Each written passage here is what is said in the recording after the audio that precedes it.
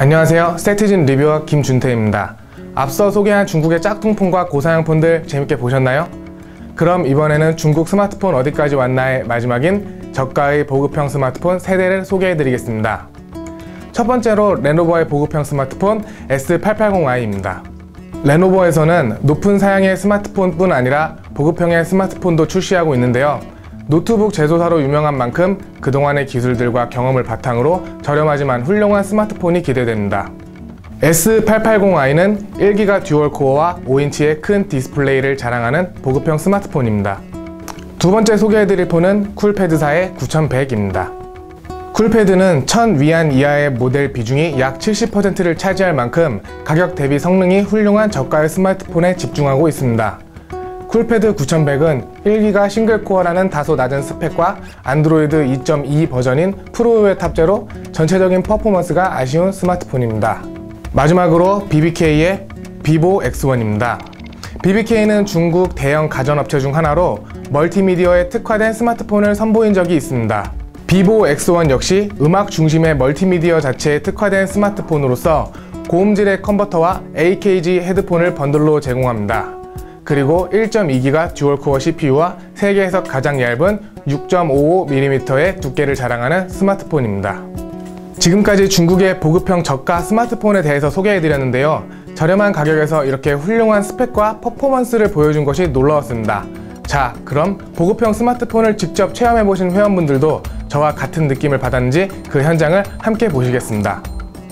전체적인 느낌이 제가 갤럭시 S를 처음 만져봤을 때 느낌하고 굉장히 비슷했었어요. 홈도 그렇고 디자인도 되게 좋고. 한번 만져보세요, 갤럭시 S. 감사합니다. S2도 있는데 퍼포먼스적인 부분에서는 차이를 좀 많이 느끼실 거예요.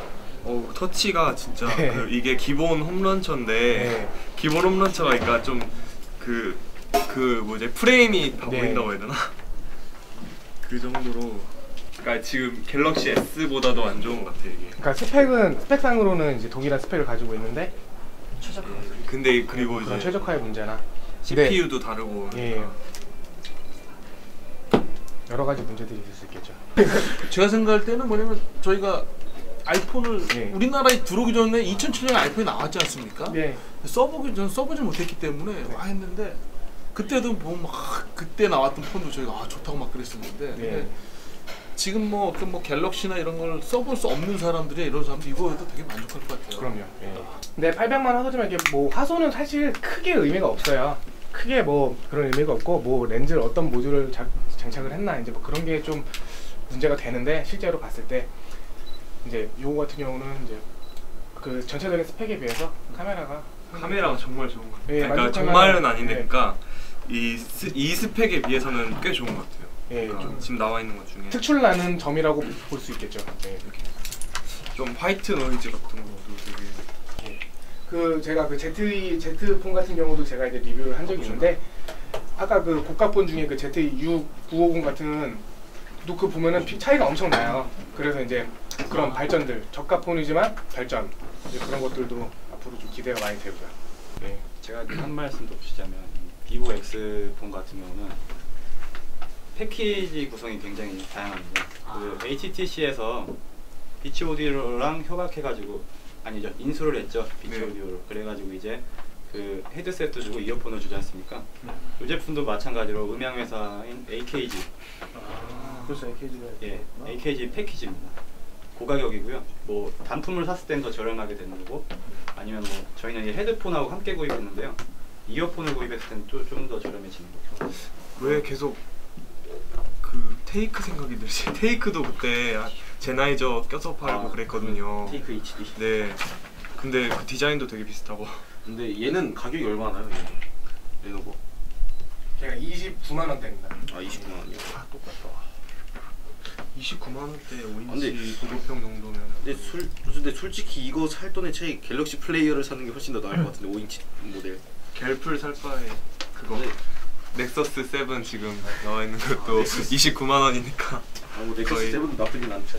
듀얼심 같은 경우는 중국은 아시겠지만 이제 선불유심 제도를 많이 사용합니다. 우리나라로 치면 어떻게 보면 대포폰이죠. 그런 우리나라는 되게 안 좋은 인식을 갖고 있잖아요. 중국 같은 경우는 그냥 공항에서 유심 하나 주세요 해가지고 10,000원짜리 주세요 해서 그냥 사오고. 그러니까 선물 유심. 그렇죠. MVN으로 충전돼 있는 거죠. 예예예. 그런 개념인데요. 그런 식으로 많이 하기 때문에 유심이 2개인 거죠. 왜냐면 가입해서 쓰는 게 있고 번호를 바꿔가지고 어떻게 보면 대포 번호로 변경이 되는 거예요. 그런 선불 유심을 사용할 수 있고 그렇게 해서 이제 2개인 경우가 굉장히 많고요. 요즘에 그 뭐지? 3.5 잭을 안 넣는 거는 솔직히 일단 경쟁에서 좀 떨어지는 게 아닌가. 아마 그 두께를 고려해서 그렇게 하지 않았나 싶어요, 제 생각에는. 근데 이제 요즘엔 그죠. 노래 듣는 분들도 많고 하니까 그리고 이제 MP3 시장이 거의 스마트폰한테 뺏겼잖아요. 그 베가가 처음에 시리우스라는 폰으로 나왔을 때 네, 그때도 자체 단자를 네. 사용을 했었죠. 네.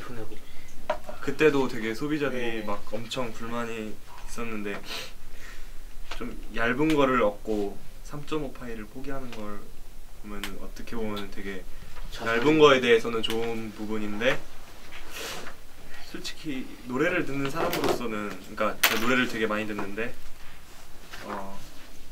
이걸 하나 또 꽂고 그 다음에 3.5 파일을 꽂는다는 건 굉장히 불편한 거예요. 아마 구매를 하시게 되면 그 부분이 아주 큰 요인이 될 수 있을 정도로 네. 저도 개인적으로 중요하다고 생각을 해요. 예전에 갤럭시 S 호핀 그거 생각나고 뒷면은 배가 초창기 모델. 아몰레드 쓰는 거. 저는 그거 옴니아도 옴니아 저런 식으로 때, 네, 생겼죠. 옴니아 네. 그것도 되게 뒷부분이 네. 저렇게 생겨서 이게 우리나라는 좀 약정을 걸어서 하시는 분들이 많기 때문에 아직까지는 이런 제품들이 우리나라에 들어온다면 경쟁력이 있지는 예. 않을 것 같아요. 왜냐면 이제 우리나라 사람들은 다 요금제를 이제 뭐 데이터를 좀 많이 쓰려고 다른 요금제를 쓰기도 그러니까 좀 비싼 요금제를 쓰거나 아니면은 뭐 어쨌든 약정을 걸어 쓰시는 분들이 많은데 뭐 이런 폰이 나온다고 해서 싼 폰을 쓸 일은 그러니까 좀 다른 폰들에 비해서 성능이 떨어지는 폰을 쓰리라는 그런 예상을 하는 게 그럼 만약에 이제 차후에 우리나라가 그 MVNO 시장들이 많이 발전을 해서 뭐 통신요금도 저렴해지고 선불 유심 중국처럼 그런 것들이 많이 유명해진다라고 하면은 어떠시겠어요? 그런 상황이 온다면 그래도 잘 모르겠네요. 그러니까 저는 좀 공기계를 서로 쓰는 스타일이라서 예. 그런 것도 있고